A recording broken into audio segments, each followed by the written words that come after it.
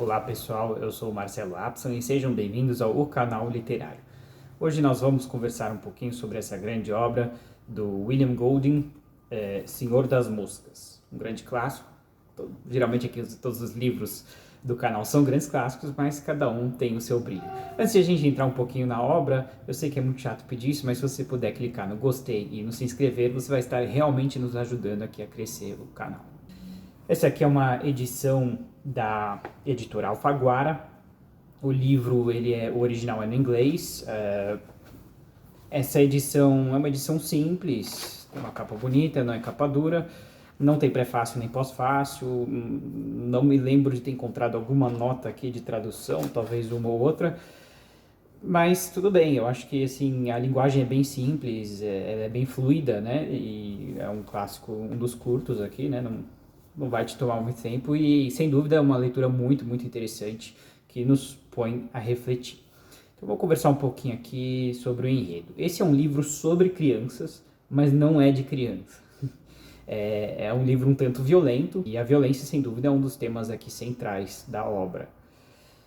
Então, são crianças de 6 a 12 anos, talvez até um pouco mais, né? São muitas crianças, infelizmente essa é uma das coisas que eu vou comentar, que são muitos personagens, mas talvez nem esse é o foco, as personagens em si. Mas essas crianças sofreram um acidente aéreo e foram parar numa ilha deserta, não há um habitante sequer lá, e não há um adulto com eles também, eles são a nova sociedade ali, esse é todo o tema do livro. E vamos falar das personagens principais, do Ralph, um garoto loiro aí de uns 12 anos. O Porquinho é o apelido que dão pra ele, é um pouco mais gordinho, chamam ele assim. Tem o Jack, também um pouco mais velho, e você tem outros mais novos, e você tem o Simon, você tem o Robert, Wilfred, Bill, Gêmeos. Tem uma porção de personagens, mas os principais são basicamente o Ralph, o Jack e o Porquinho. O que acontece é o seguinte, eles rapidamente começam a se organizar em sociedade, isso é de fato muito interessante, eles começam a se organizar para tentar buscar ajuda, né, fazer uma fogueira, eles pensam na comida, na bebida, obviamente, não dá para tomar água do mar, na sobrevivência em geral.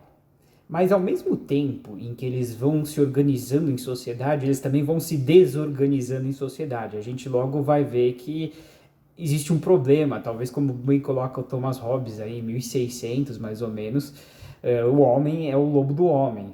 Existem várias opiniões, certo, sobre qual vai ser a forma de governo ideal, que a gente pode debater horas, mas o fato é que ali não tem nenhuma, é uma anarquia e isso logo vira um problema, certo? Eles tentam até se organizar com uma concha, olha, quem tem a concha tem o direito de falar. No começo o Ralph é eleito líder democrático, mas enfim, a coisa vai se deteriorando, vai tendo conflitos de poder, e também essa nova ocupação deles, que é de ser caçador, desperta nos garotos de uma maneira geral aquele instinto pela violência, e eles vão se seduzindo por isso, né?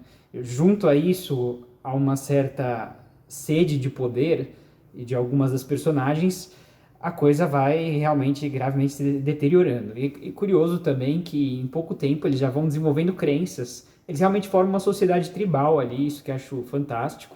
É muito comentado sobre um certo monstro ali no meio da ilha, obviamente são crianças, talvez algum animal ali, ele já pega e pensa que é um monstro. O livro não deixa claro se há ou não um monstro, mas uma coisa fica bastante clara sim, que o verdadeiro monstro é o próprio homem em si, não devemos temer a ninguém senão o próprio homem. Para melhor sintetizar aqui a situação que eles se encontram, certo?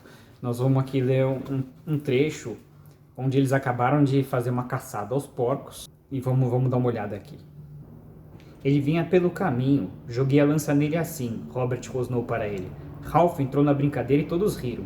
Logo estavam todos desferindo estocadas de lança na direção de Robert, que fingia tentar fugir. Jack gritou, forma uma roda!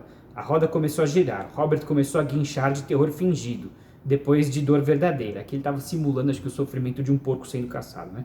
Ai, para com isso, está me machucando. O cabo de uma lança o atingiu nas costas, ele caiu no meio dos demais. Segura bem! Agarraram seus braços e pernas. Ralph, arrebatado por uma excitação densa e súbita, agarrou a lança de Eric e ameaçava ferir Robert com ela. Mata! Mata! Na mesma hora, Robert começou a gritar e se debater com uma força frenética. Jack o segurava pelos cabelos com a faca na mão. Atrás dele estava Roger, que se esforçava por se aproximar mais. Os gritos foram aumentando de volume, ritualmente, como o último momento de uma dança ou uma caçada. E aqui nesse trecho aqui eles começam a gritar um certo hino que eles desenvolveram lá. Mata o porco, corta a goela, mata o porco, cai de pau. Ralph também se esforçava para chegar mais perto, atingir algum ponto daquela carne bronzeada e vulnerável. O desejo de esmagar e ferir era irresistível. O braço de Jack desceu. O círculo arquejante dos meninos gritou de entusiasmo e produziu o som de um porco agonizante. Em seguida se calaram ofegantes, ouvindo os gemidos assustados de Robert. Ele limpou o rosto com o braço sujo e fez um esforço para recuperar sua boa posição. Ai, minha bunda! Esfregou tristemente o traseiro. Jack rolou de lado. Foi uma boa brincadeira. Só uma brincadeira, disse Ralph, encabulado. Uma vez eu me machuquei num jogo de rugby. Enfim, aqui acho que dá pra ver que é uma brincadeira, mas é uma brincadeira um pouco, no mínimo, perigosa e certamente que incita à violência. Eu não vou entrar aqui em detalhes maiores sobre o enredo, para não dar spoiler. Algumas pequenas críticas, se é que se podem chamar de críticas, eu acho que eu não tenho o direito de criticar um clássico, então vou colocar aqui como observações. O acidente aéreo é relatado logo no começo sem quase nenhum detalhe. Eu acho que, sendo uma coisa muito chocante, assim, achei um pouco esquisito, que as crianças sequer comentam. Puxa, mas você lembra aquela hora ali no avião, não sei o que, isso a gente não vê em nenhum momento. Eles basicamente, o avião, vou nem dizer que pousa, ele deve se chocar, colide com a ilha, milagrosamente. A maioria das crianças ele parece que vive, não sei se teve outras também que morreram, o livro não faz menção disso, e eles meio que já rapidamente se adaptam à nova realidade. E em linha com isso, eu esperaria que crianças, até mesmo de 14, 15 anos, começassem a chorar ali, pois eu quero meus pais, não sei o quê.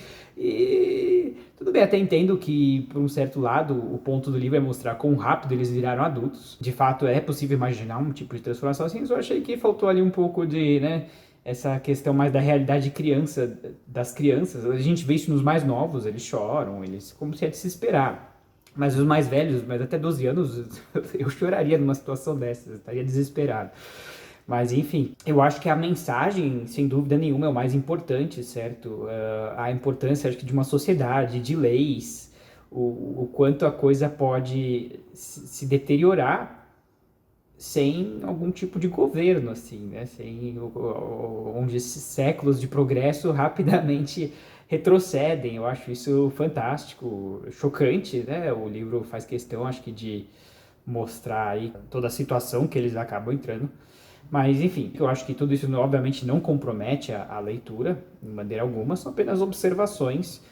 Eu acho também que, de repente, o propósito do autor não era fazer uma obra muito extensa e talvez focar mais nessa mensagem, que eu acho que é feita de maneira magistral. As descrições são muito boas, você tá naquela ilha deserta, dá até vontade de estar junto, não por muito tempo também, porque é uma situação bem desesperadora, mas uma ilha aparentemente bonita, uma beleza natural intocada, né? Tudo isso que acho que é muito, sempre enriquecedor de ler. Também por que Senhor das Moscas, né? Num determinado momento eles estão caçando porcos e eles espetam um porco e fazem, acho que, uma oferenda para esse monstro e obviamente o porco fica lá apodrecendo e moscas começam a se juntar sobre essa cabeça de porco espetada ali no meio do nada e começa até a servir de um certo ídolo para eles lá, para alguns dos garotos. Mas acho que também é uma metáfora para a situação de retrocesso que eles se encontram, certo? Assim, o Senhor das Moscas. E as moscas, o que as moscas representam? Elas representam o apodrecimento, né? Assim, a carne que começa a estragar. Eu acho que isso é uma metáfora ali para que se referindo à situação dos garotos que realmente se deteriora rapidamente, a situação moral. Então fica aqui a dica: Senhor das Moscas, do William Golding, editora Alfaguara. Uma boa edição, acho que caberia um pós-fácil, assim, para melhor sintetizar essas mensagens, mas, novamente, um grande clássico, a gente sempre aprecia. Fica aqui a minha reflexão, e se você gostou, novamente, se puder se inscrever, a gente agradece, se puder dar o curtir, e se também quiser comprar a obra aqui pelo canal, você vai estar, então, apoiando o canal. Muito obrigado e uma boa tarde.